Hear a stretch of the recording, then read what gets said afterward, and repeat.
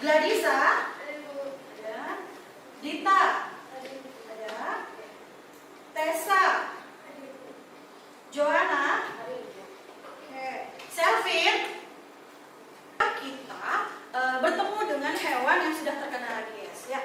Karena jujur saja di lingkungan kita di sini ya, itu masih cukup banyak hewan-hewan pelihara, bukan pelihara lebih tepatnya. Ada hewan pelihara tapi ada juga hewan liar.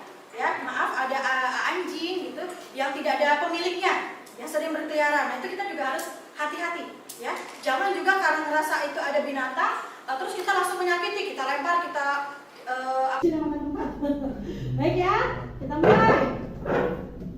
Marina menari di atas menara, Marina menari, Marina menari di atas Marina.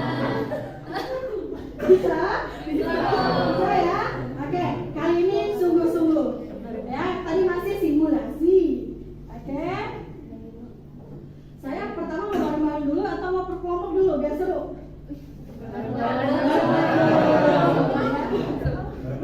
Ya, oke, siap? Kita mulai ya, 3, 2, mulai. Marina menara, menari di atas, di atas, di atas menara, Marina menari, menari, menari. Itu demo ya? Oh enggak ya, ini beda. Di sini adalah mendemonstrasikan salah satu nilai kehidupan yang dipelajari dalam cerita pendek. Apa nanti IPK-nya? IPK-nya adalah membuat kerangka cerita pendek berdasarkan nilai-nilai kehidupan yang kemarin kita pelajari. Nah, masih ingat ya? Yang nilai-nilainya itu ada berapa? Ada 6. Satunya? Budaya, moral, agama, dan yang terakhir? Hebat, kalian masih ingat ya dengan materi yang sudah kita lewati di pertemuan sebelumnya. Nah, ini tujuannya. Tujuan sebuah kejujuran ya. Tolong disimak ya, nanti ada pertanyaan di sini.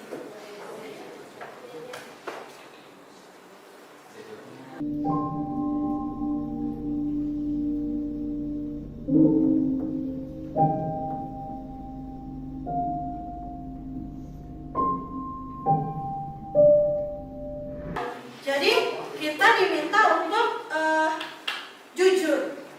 Betul kata Dimas tadi, jujur itu penting. Prosa yang berisi gagasan, pikiran, pengalaman yang diimajinasikan dan membentuk sebuah peristiwa dalam satu peristiwa puncak. Unsur-unsurnya ada 2 ya, yang kemarin kita bahas. Ada unsur intrinsik dan ekstrinsik. Baik. Nah, unsur intrinsik di sini ada 7. Dan ini pertama,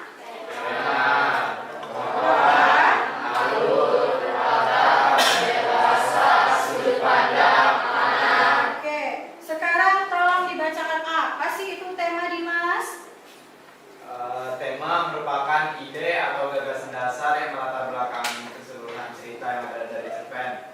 Tema memiliki sifat umum dan general yang dapat diambil dari lingkungan sekitar, permasalahan yang ada di masyarakat, kisah pribadi pengarang sendiri, pendidikan, sejarah, perjuangan, romansa, persahabatan, serta lain-lain. Ya. Jadi tema ini bentuknya adalah ide yang menjadi latar belakang ya. Jadi nanti kalian bisa menentukan ini temanya seperti apa, karena yang namanya tema beda ya dengan judul, dia bentuknya umum. Kemudian silakan bacakan penokohan Renal. Penokohan, cara pengarang menggambarkan dan mengembangkan karakter tokoh-tokoh dalam cerita. Berikut penggambaran karakteristik tokoh yang pertama, teknik analitik langsung. Yang kedua, penggambaran fisik dan perilaku tokoh. Yang ketiga, penggambaran lingkungan kehidupan tokoh. Yang keempat, penggambaran tata kebahasaan tokoh. Yang kelima, pengungkapan jalan pikiran tokoh. Dan yang keenam, penggambaran oleh tokoh lain. Baik, terima kasih Renal. Jadi di sini dari tokoh, kalau kita berpikir bahwa tokoh adalah orang, ya, tapi orang tidak sembarang tunjuk orang. Orang di sini ada kategorinya, ada 6 yang Ibu ambil di sini. Yang pertama adalah teknik analitik langsung. teknik analitik langsung ini adalah PowerPoint, silakan didiskusikan. Kemudian tema, watak, cerita, akal, dan sinopsis ya. Silakan kalian kerjakan ya berdasarkan kelompok, nanti satu orang yang menulis, yang lainnya membantu. Kemudian buat semampunya dulu. Kalau memang tidak selesai tidak apa-apa, tapi kita buat dulu semampunya ya. Berikan gambaran umumnya saja dulu. Oke? Silakan dikerjakan, waktunya dalam mengerjakan adalah 15 sampai 20 menit. Kita mulai dari sekarang.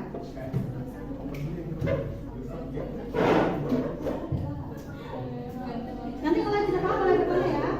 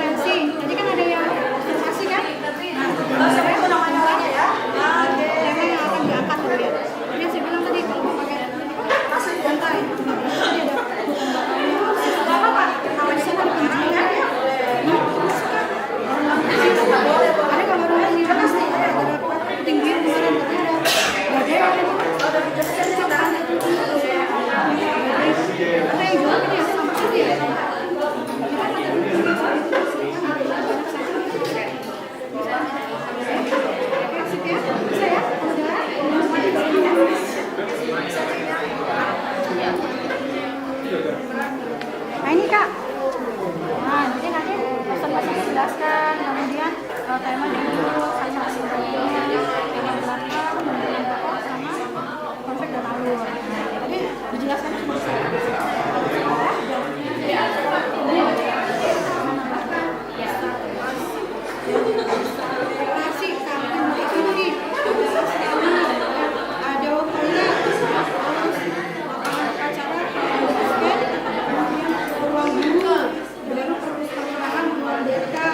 lab komputer, ada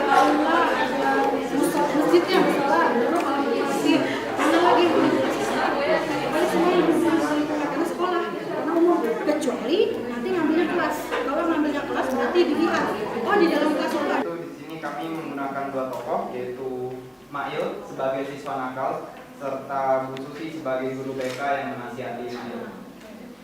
Yang keenam, perancangan konflik dan alur. Konfliknya itu adalah saat Mail mendapat masalah dan dipanggil oleh Ibu Susi lalu dinasehati. Dan untuk alurnya itu adalah alur maju. Alur maju. Oke. Ya. Baik, sebelumnya saya dari perwakilan kelompok saya ingin mempresentasikan hasil dari kerja kami. Untuk yang pertama adalah observasi. Di sini kami mengambil tempatnya di sekolah atau lebih spesifiknya ada di aula. Kemudian yang selanjutnya adalah penentuan tema dan judul. Di sini kami mengambil tema kekalahan dan judulnya adalah Jangan Takut Kalah. Dan untuk penentuan sasaran membaca ini disarankan untuk usia remaja, usia kita.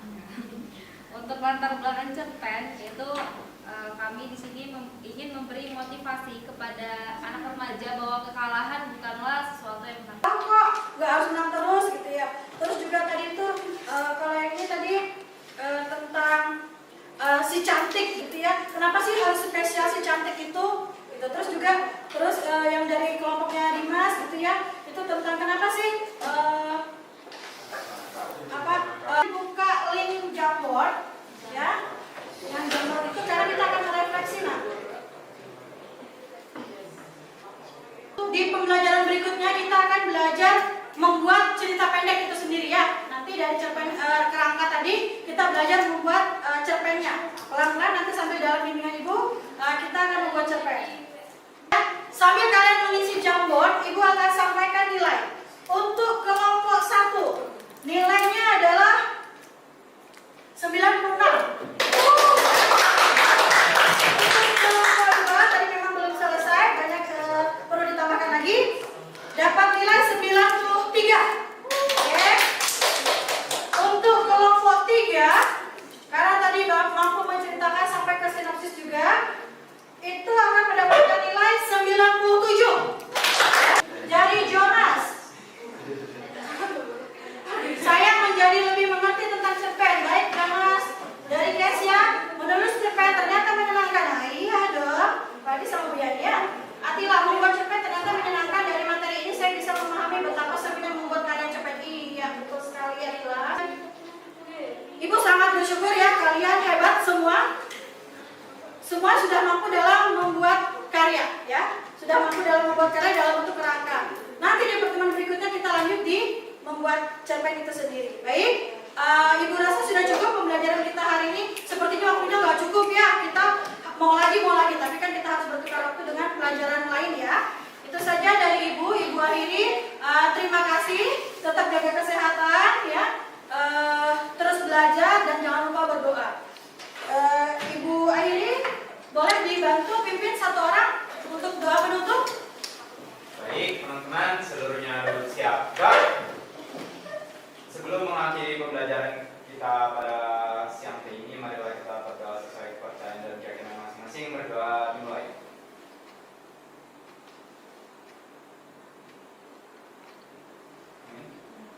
Berdoa dapat diakhiri. Beri salam